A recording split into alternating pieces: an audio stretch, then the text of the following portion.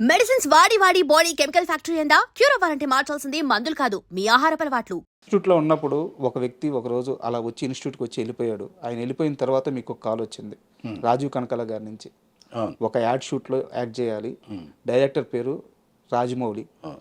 So అడుగుతున్నారు act చేస్తారా అని అడిగారు. ఆ రోజు మీరు ఎస్ చెప్పారు. అవును. ఆ రోజు ఎస్ చెప్పకపోతే ఈ రోజు చంద్రశేఖర్ ఎలా ఉండేవారు? ఎస్ చెప్పకపోవడానికి అది సమస్య లేదు అది. ఎందుకంటే మనం ఇన్స్టిట్యూట్లోకి వచ్చిందే వేషాల కోసం. ఆహ్, ఎట్లా అంటే ఆహ్, ఇన్స్టిట్యూట్లో జాయిన్ అయితే వాళ్ళు కూడా వేషాలు కల్పిస్తారనేది ఒకటి నానుడి. అది వినేవాడిని నేను. అలా సరే వాళ్ళ ద్వారా కూడా మనం వెళ్ళొచ్చు కదా అనే ఫీలింగు. ఎందుకంటే నాకు అవతలోళ్ళని అప్రోచ్ అయ్యి మాట్లాడే ధైర్యం కానీ లేదంటే కలపగోలుతనం కానీ లేదు నాకు ముందు నుంచి. తెలిసింది. చాలా మంది చెప్పారు. సో నేను ఆ రోజు చంద్రశేఖర్ ఎలేటి గారు రాజమౌళి గారు ఇద్దరు వచ్చారు ఆ రోజు. హ్మ్. అది ఎలక్ట్రానిక్ మీడియా యాడ్స్ అని నాకు అవి ఏం తెలీదు. వచ్చారు ఎవరో ఆయా అని పరిచయం అయ్యారు. అప్పుడు అందరూ సరే రాజీవ్ పరిచయం చేశాడు. సరే వెళ్ళిపోయాను. అప్పుడు మన దగ్గర మొబైల్ కూడా లేదు. Mobile mobile ఉందనుకుంటా. మొబైల్ అప్పుడే వచ్చింది అనుకుంటా. అయితే రాజా ఇంటి నుంచి ఫోన్ చేశాడు నాకు నేను వెళ్తూ ఉంటే. శేఖర్ ఇట్లా యాడ్ ఉందంట, ఒకటి ఇట్లా కొద్దిగా టీజ్ చేసేది ఉందంట, అది ఇది అట్లాంటి సిచ్యువేషన్. అయితే సరే అన్నాను, వస్తాను. మార్నింగ్ షూటింగ్ అక్కడెక్కడో జరుగుతుంది, టీఆర్ఎస్ ఆఫీస్ ఆ బ్యాక్ సైడ్ అటు సైడ్ జరుగుతుంది. బైక్ ఉందా అని అడిగారు. ఆడిపోయినా, అయ్యో లేదండి కైనెటిక్ కూడా. బైక్ వస్తుందా? వేరే బైక్ ఇస్తున్నారు. రాజమౌళి గారితో ఉంది బైక్ యమహా. నేను అన్నా, అయ్యో బైక్ రాదు సార్ నాకండి. అయ్యో బైక్ రాదా అని ఇంకా అట్లనే కైనెటిక్ కొండ మీదనే చేయించిండ్రు ఆ షాట్లు. ఓకే. అలా ఇంకొక యాడ్లోకి పిలిచారు. అలా ఇంకొక యాడ్ అలాగా రాజమౌళి గారితో కొద్దిగా ఫ్రీనెస్ వచ్చింది. తర్వాత ఆయన్నే సీరియల్లోకి పిలిచారు.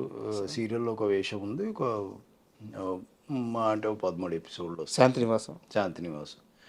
అయితే 13 ఎపిసోడ్లు వస్తుందంటే, అయ్యో చేస్తావంటే, అయ్యో ఏం సార్ చేయడానికి తప్పకుండా చేస్తా సార్ అది అని అట్లా వెళ్ళిపోయినా. ఇంకా ఆయన 150 ఎపిసోడ్ల దాకా దాన్ని లాగినరు. ఎప్పుడో అన్నారు, అయ్యో నా అంటే ఆయనకి ఇష్టం లేదు బేసిక్గా నా క్యారెక్టర్ తొందరగా కిల్ చేయడం. ఓకే. సో అందుకని లాగాడు. నాకు కూడా కొద్దిగా డబ్బులు కూడా వస్తాయి అనే ఫీలింగ్ ఆయన. అండ్ రాజమౌళి గారిని చాలా ఎర్లీ స్టేజ్లో చూసిన వ్యక్తి మీరు, చాలా దగ్గర నుంచి చూశారు. అయితే ఈరోజు రాజమౌళి గారు అంటే ఏందో మాకే కాదు ప్రపంచం మొత్తానికి తెలుసు. ఆయన ఆ స్థాయిలో ఉన్నారు. సీరియల్స్ చేసేటప్పుడు రాజమౌళి గారు ఎలా ఉండేవారు? ఆ కసి ఎలా ఉండేది? కసి ఆయన ఇప్పుడు ఎట్లుందో అప్పుడు అట్లనే ఉండేటోళ్ళు.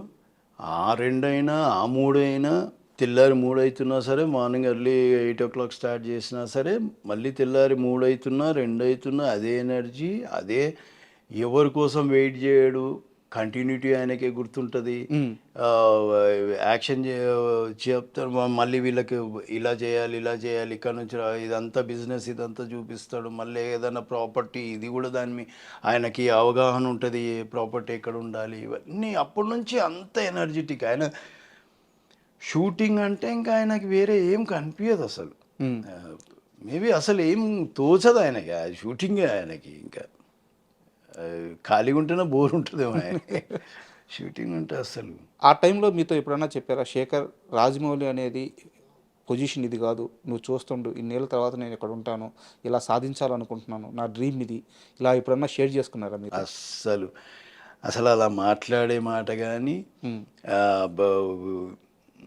ఏదో నేను చేస్తా ఎప్పుడు ఆయన నోటి వెంట వచ్చేదే కదా ఆయన పని. ఆయన అంతే తప్ప ఇప్పుడు ఇట్లు వచ్చినా కూడా ఇంకొకటి ఇట్లు ఇచ్చినా లేదంటే సింహాది ఇవన్నీ పోయేసరికి పెద్ద ఇదే అయిపోయేసరికి కూడా ఎప్పుడు అట్లా మాట్లాడలేదు ఆయన. ఎప్పుడు అట్లా మాట్లాడలేదు. నేనే భయపడ్డాను. నేను ఒక్కోసారి షూటింగ్కి లేట్గా వెళ్తాను. అంటే మేబీ నేను వేరే సీరియల్ చేసేవాడిని. అప్పుడు కొద్దిగా వాళ్ళు 11 గంటలకు పంపిస్తా అని వాళ్ళు మెల్లి పంపిస్తే మళ్ళీ నేను పరిగెత్తుకుంటూ పోయేసరికి అక్కడ లేడు. ఇంకా ఈరోజు అయిపోయిందిరా, ఈరోజు తిట్టేస్తారా నన్ను. ఎప్పుడు ఒక్క మాట పల్లెత్తు మాట అనలేదు. ఈరోజు అయితే తిడతారా ఇంకా గ్యారెంటీ అనుకొని ఫిక్స్ అయిపోయేటోని కూడా పోగానే నేను భయపడుతుంటా, చూస్తారు అందరూ, కో డైరెక్టరు మొత్తం ఎవరైతే డైరెక్షన్ డిపార్ట్మెంట్ అందరూ ఉంటారు, ఈయన పని అయింది ఈరోజు అనే ఫీలింగ్లోనే ఉంటారు. కానీ ఏ రోజు కూడా చూస్తారు అంతే, 2 నిమిషాలు ఉండాలి డ్రెస్ చేసుకొని అంటాడు అంతే. అంతే. వీళ్ళు వెయిటింగ్, వీళ్ళు పాపం డిసప్పాయింటెడ్, చాలాసార్లు డిసప్పాయింట్ అయ్యారు. ఈరోజు నాకు తిట్లు పడతాయి అనుకున్నా అంతా, అప్పుడంతా డిసప్పాయింట్. శేఖర్ మళ్ళీ బతికిపోయాడు రా. వీళ్ళు చాలా డిసప్పాయింట్ అయ్యేవాళ్ళు. కొందరు అడిగేటోళ్ళు కూడా, ఏంద్రా ఆయన నిన్ను ఏమన్నారు, మేము ఏమన్నా చేస్తే లేదు అది ఇది అంటారు. ఇంకొకటి అడ్జస్ట్మెంట్, ఒకటి డేట్లో అడ్జస్ట్మెంట్. ఎప్పుడన్నా ప్రాబ్లం వచ్చినా ఎవరినన్నా నో అనే చెప్పేటోళ్ళేమో, కానీ ఏ రోజు నాకు నో అని చెప్పింది లేదు ఆయన. నేను ఒకవేళ నేను ఆయన ఏదైనా కొద్దిగా సీరియస్ మూడ్లో ఉంటే ఇంకా నేను మాట్లాడలేను ఆయనతో. ఎలా ఏం చేయాలి, ఇప్పుడేమో వీళ్ళు యువతల వాళ్ళు ఫోన్ చేస్తున్నారు నాకు, ఏం చేయాలని నేను రమ్మగారి దగ్గరికి వెళ్ళిపోయి రమ్మగారితో మాట్లాడితే, అప్పుడు మెల్లిగా ఆయన కూల్ అయిన తర్వాత రమ్మగారు మాట్లాడి నన్ను పంపించేస్తారు. అట్లాంటి సందర్భాలు. అండ్ ఇలా మీరు ఒక బ్యాచ్గా వెళ్తున్నప్పుడు మీ బ్యాచ్లోకి ఒక ఉగ్ర నరసింహుడు వచ్చాడు, 18 ఏళ్ళ వయసు, ఎవరండి? జూనియర్ ఎన్టీఆర్. అంటే స్టూడెంట్ నెంబర్ 1. అంతకుముందు ఒక సినిమా చేస్తున్నారు, సో ఆయనది 2వ చిత్రం. ఇప్పుడు దాకా మీరంతా ఒక ట్రావెలింగ్, రాజమౌళి గారిది కానీ మీది కానీ రాజీవ్ కనకాల గారిది కానీ మీరంతా ఒక ట్రావెలింగ్ ఆల్రెడీ ఉంది. ఈ బ్యాచ్లోకి ఒక పులి వచ్చినట్టు వచ్చాడు. ఎలా మౌల్డ్ అయ్యారు, మీ అందరితో ఎలా కలిసిపోయారు ఎన్టీఆర్ గారు? లేదు, అతను ముందు నుంచి అదే చైల్డిష్ మెంటాలిటీ.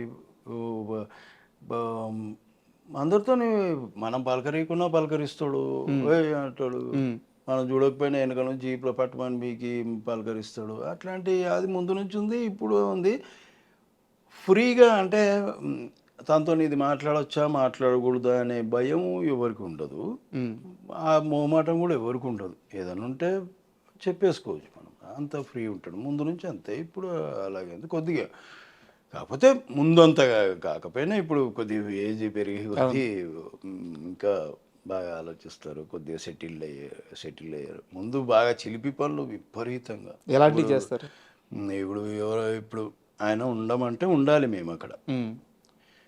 షూటింగ్ అంటే ఇప్పుడు నాకు లేదు కదా వర్క్, నాది అయిపోయింది వర్క్ అంటే కూర్చో పోనీయాడు. సాయంత్రం దాకా ఇంకా వాళ్ళకి ప్యాకప్ అయినప్పుడే పోవాలి, లేదంటే ఇంకా అసలు ఏవేవో ఉంటాయి, ఇంకా అసలు పోనీయరు. అది విచిత్రం ఉన్నాయి. పోతుంటే పోతుంది అంతే. నా పక్కనే ఉండండి అంతే. అయ్యా కలిసి ఫోన్ చేయడం, అవి మాట్లాడుకోవడం, షార్ట్ బ్రేకప్పుడు, అదే సర్కిల్ అందరూ ఉండాలి ఆయన పక్కన. ఓకే, సరదాగా ఉంటుంది అని, రిలాక్స్ అవుతాడు, మంచిగా కూల్గా ఉంటాడు. ఎంత కష్టం షార్ట్ అయినా అక్కడ ఇంత కూడా కనిపించే టక చేసేస్తాడు. మళ్ళీ వచ్చి మాతో జాయిన్ అయిపోతాడు. ఒకవేళ ఆయనకు దెబ్బ తగిలినా, అక్కడ ఏదన్నా చిన్న ఇబ్బంది అయినా, అక్కడ అస్సలు మాదే మేమందరం అబ్బా తగిలిందిరా అందరూ ముందు చెప్పారు, బయటపడ్డాడు. ఇక్కడ అందరూ తెలిసిన వాళ్ళు, అందరూ కలిసిన వాళ్ళు కాబట్టి, అన్నేళ్ళ నుంచి ట్రావెల్ అయ్యారు కాబట్టి షేర్ చేసుకుంటారు. మీ వల్ల తనకి ఒక ఫైట్లో స్టూడెంట్ నెంబర్ 1 అనుకుంటాను, ఒక గాయమైన ఆ రోజు ఆయన మిమ్మల్ని ఒక్క మాట అనలేదు.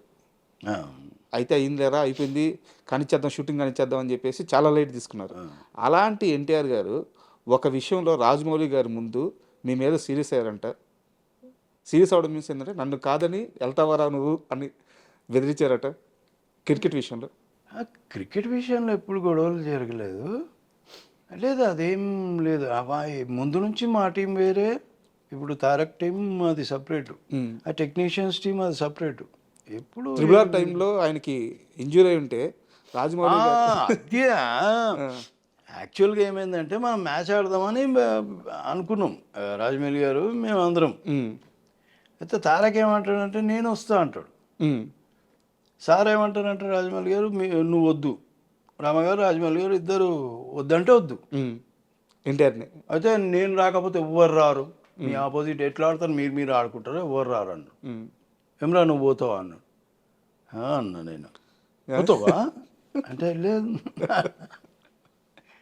సార్ అది సరదాగా అది అంటే మళ్ళీ ఏదైనా కాలు వెనికిందో కాలు పట్టిందో చేయి పట్టిందో షూటింగ్ ప్రాబ్లం అవుతుంది అనేది రాజమౌళి గారి ఉద్దేశం. ఇది ఇట్లా అంటే ఆడితే అందరం బందోబస్తుగా ఆడాలి, ఒకరు ఉండి ఒకరు లేకుండా అట్లా ఆడొద్దు అనేది ఫీలింగ్. ఇంకా ఆడలేదు ఇంకా అసలు ఆడలేదు, ఆయన ఆడలేదు, ఆయన ఆడలేదు, ఆయన ఆడలేదు, మేము కూడా ఆడలేదు, మేము కూడా ఆడలేదు.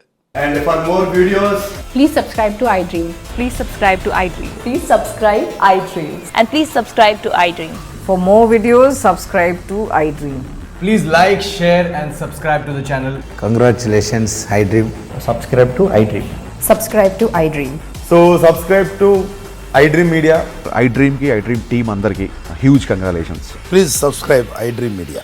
Please subscribe to iDream. Subscribe iDream. Please subscribe to iDream. iDream అంటే నా కళల ఛానల్ సబ్స్క్రైబ్ చేసుకున్న నోరు తిరుగుతలేదు, మీరైతే గంట గుర్తు కొట్టండి. For more such videos, please subscribe to iDream. Subscribe to iDream. Please subscribe to iDream. Please subscribe iDream Media. Please do subscribe to iDream. Please subscribe to iDream Media. For best entertainment and information, please subscribe iDream. And don't forget to subscribe to iDream.